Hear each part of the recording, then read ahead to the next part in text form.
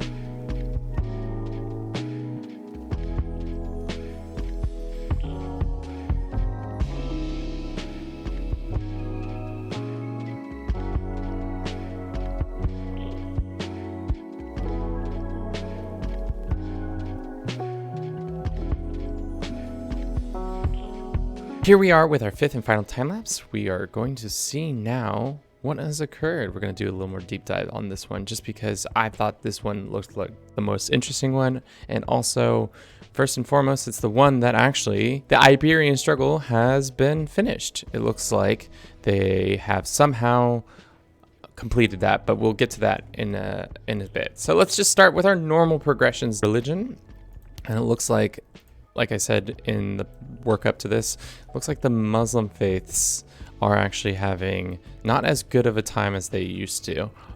Catholicism has still spread in the 383 years of this game passing. Looks like for the most part it's Catholics first, as always, and then it's Ashari. And then this, as for culture, it looks pretty standard, except for there's a little more changes, obviously, in Iberia with the new update has brought that in.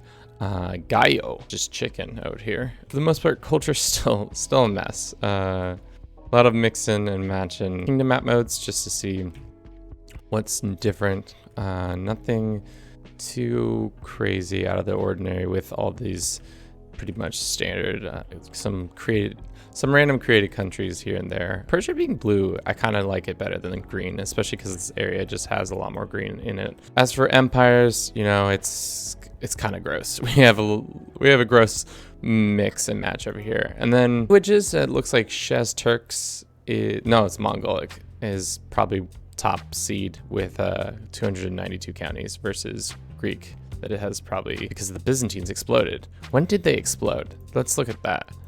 I feel like they exploded pretty recently. Yeah, 1085. I lied. Not recent at all. It seems like it's hard to maintain an empire out here. But let's go back to the Iberian struggle and see what occurred. It looks like, for the most part, we have a Muslim-dominated Iberia, which is surprising. Families are still in power that kind of started. They just take a different flavor now. But there are currently two empires that are ruling. Go back and see when these were formed. We could get an idea of when the struggle came to an end. So 1188, and then as for the Empire of Leon, well, that used to exist, no longer exists. Now we have the Empire of Navarra, and that started in 1170. So sometime after 1160, let's call that what it is. 1160 is when that empire came to be. So it might have ended in dominance, or it might have ended in Titanet, where they had only a certain control over a small portion, or less than 50% of the land. Either way, this is pretty impressive that the AI was going to do it. I had a feeling that they weren't, and it seemed like in the other ones, as from the photos I took, none of them were making it very far. I'm not sure if the game just resets the counter after a certain time, or if there's certain in-game actions that have ramifications on that timer. If it like resets after a certain event occurs, or if just not enough activity happens and then they reset it again, because it seemed like a lot of them were still in the opportunity phase. Probably do another video where we do from 1060 to 1250 to get another baseline. Look out for those. Thank you so much as always for watching, and I'll see you in the next one. Ciao.